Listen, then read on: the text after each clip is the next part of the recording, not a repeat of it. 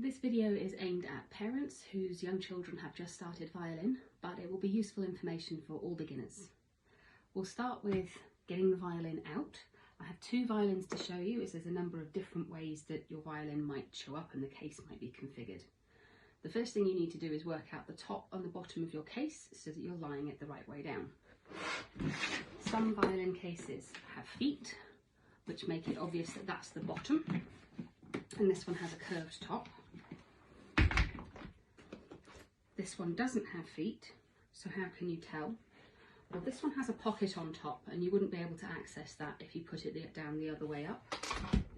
The other way is to look at the narrow or the thick part of the case.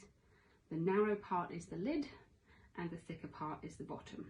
So this case will go this way round, with the narrow part on top, and this case will go this way round.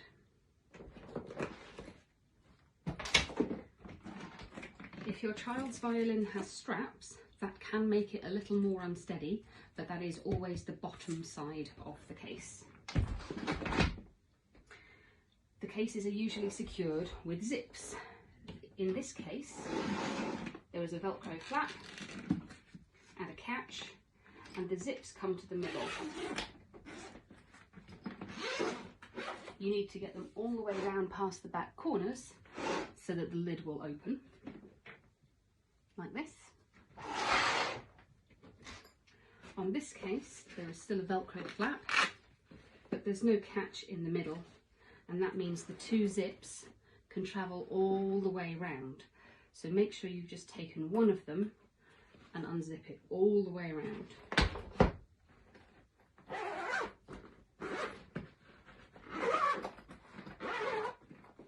And then the lid will open.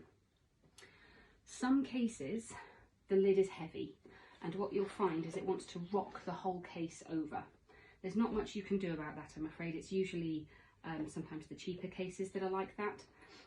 So you might want to put your violin on a table or a surface where there's something behind that can prop the lid open. So let's look at this case first and what we have.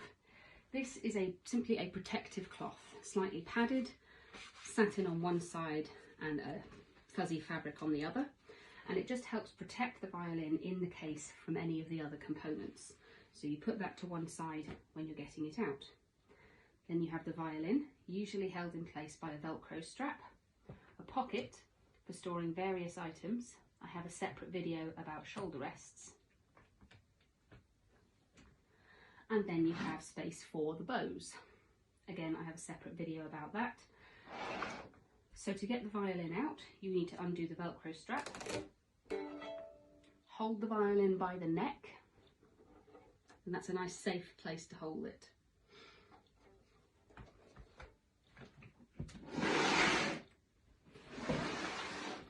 In this case, because it's a different shape, we have slightly different configuration. There's no padded cloth, so this student simply uses a clean duster for extra protection. The pocket is quite small, which means that the shoulder rest needs to fit in around the neck. Some shoulder rests come with little folding feet, like this. They're good because they fit in these pockets on the top of the case, like so. But not all shoulder rests have folding feet. This Wolf one doesn't, for example, so sometimes it's necessary to find a way to tuck it in or even keep it in the book bag with your music books.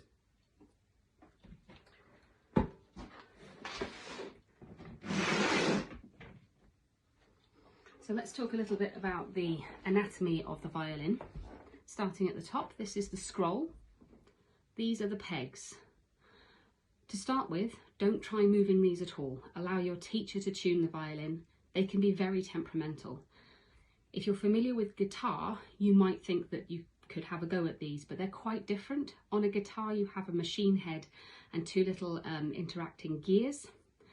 These are simply a peg in a hole or a pair of holes, and it requires a certain amount of pressure and technique to get them to the right position and then to stay in the right position. So unless you're very confident that you know what you're doing, it's best to leave these alone. Working our way down, the point where the strings rest at the top here is called the nut. This black piece of wood is called the fingerboard, because it's where we will learn to put our fingers. This whole section is the neck. These are the shoulders of the violin. These are the F holes. This is the bridge. It is quite delicate.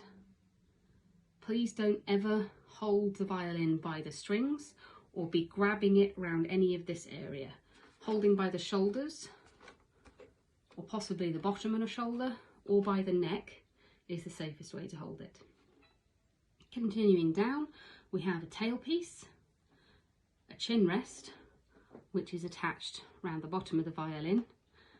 We have the tail peg, which has a connecting piece of cable to the tailpiece. And that's the anatomy of your violin.